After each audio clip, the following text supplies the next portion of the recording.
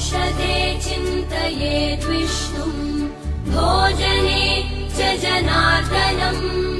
शयने पद्मनाभम् च विवाहे च प्रजापतिम् युद्धे चक्रधरम्